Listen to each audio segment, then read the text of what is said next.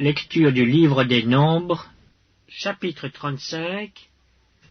L'Éternel parla à Moïse dans les plaines de Moab, près du Jourdain, vis-à-vis de Jéricho. Il dit: Ordonne aux enfants d'Israël d'accorder aux Lévites, sur l'héritage qu'ils posséderont, des villes où ils puissent habiter. Vous donnerez aussi aux Lévites une banlieue autour de ces villes. Ils auront les villes pour y habiter, et les banlieues seront pour leur bétail, pour leurs biens et pour tous leurs animaux. Les banlieues des villes que vous donnerez aux Lévites auront, à partir du mur de la ville et au dehors, 1000 coudées tout autour. Vous mesurerez, en dehors de la ville, 2000 coudées pour le côté oriental, 2000 coudées pour le côté méridional, 2000 coudées pour le côté occidental et 2000 coudées pour le côté septentrional. La ville sera au milieu. Telles seront les banlieues de leur ville. Parmi les villes que vous donnerez aux Lévites, il y aura 6 villes de refuge où pourra s'enfuir le meurtrier et 42 autres villes. Total des villes que vous donnerez aux Lévites, 48 villes avec leurs banlieues. Les villes que vous donnerez sur les propriétés des enfants d'Israël seront livrées en plus grand nombre par ceux qui en ont le plus, et en plus petit nombre par ceux qui en ont moins.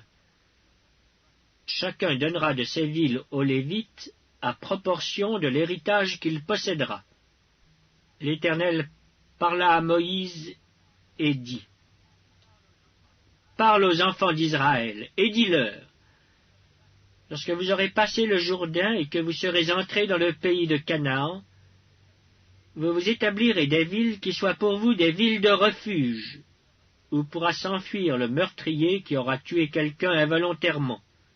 Ces villes vous serviront de refuge contre le vengeur du sang, afin que le meurtrier ne soit point mis à mort avant d'avoir comparu devant l'assemblée pour être jugé. Des villes que vous donnerez, 6 seront pour vous des villes de refuge. Vous donnerez 3 villes au-delà du Jourdain, et vous donnerez 3 villes dans le pays de Canaan. Ce seront des villes de refuge.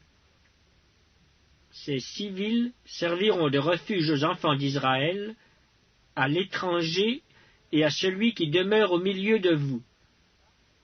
Là pourra s'enfuir tout homme qui aura tué quelqu'un involontairement. Si un homme frappe son prochain avec un instrument de fer, et que la mort en soit la suite, c'est un meurtrier. Le meurtrier sera puni de mort. S'il le frappe, tenant à la main une pierre qui puisse causer la mort, et que la mort en soit la suite, c'est un meurtrier. Le meurtrier sera puni de mort. S'il le frappe, tenant à la main un instrument de bois qui puisse causer la mort, et que la mort en soit la suite, c'est un meurtrier. Le meurtrier sera puni de mort. Le vengeur du sang fera mourir le meurtrier. Quand il le rencontrera, il le tuera. Si un homme pousse son prochain par un mouvement de haine, ou s'il jette quelque chose sur lui avec préméditation, et que la mort en soit la suite, ou s'il le frappe de sa main par inimitié, et que la mort en soit la suite, celui qui a frappé sera puni de mort. C'est un meurtrier. Le vengeur du sang tuera le meurtrier quand il le rencontrera.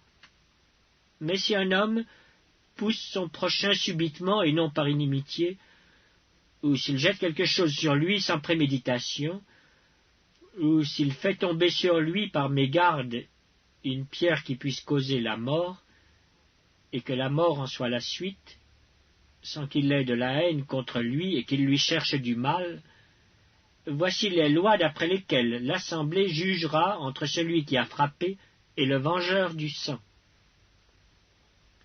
L'assemblée délivrera le meurtrier de la main du vengeur du sang et le fera retourner dans la ville de refuge où il s'était enfui.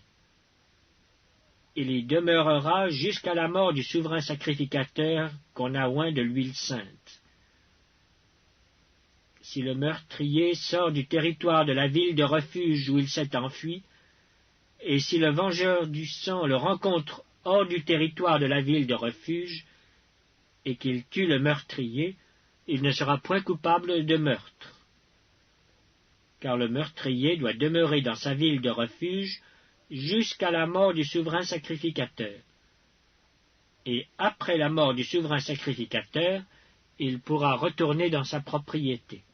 Voici des ordonnances de droit pour vous et pour vos descendants dans tous les lieux où vous habiterez. Si un homme tue quelqu'un, on ôtera la vie au meurtrier sur la déposition de témoins. Un seul témoin ne suffira pas pour condamner une personne à mort. Vous n'accepterez point de rançon pour la vie d'un meurtrier qui mérite la mort, car il sera puni de mort. Vous n'accepterez point de rançon qui lui permette de s'enfuir dans sa ville de refuge et de retourner habiter dans le pays après la mort du sacrificateur. Vous ne souillerez point le pays où vous serez, car le sang souille le pays, et il ne sera fait pour le pays aucune expiation du sang qui y sera répandu que par le sang de celui qui l'aura répandu. Vous ne souillerez point le pays où vous allez demeurer et au milieu duquel j'habiterai, car je suis l'Éternel qui habite au milieu des enfants d'Israël.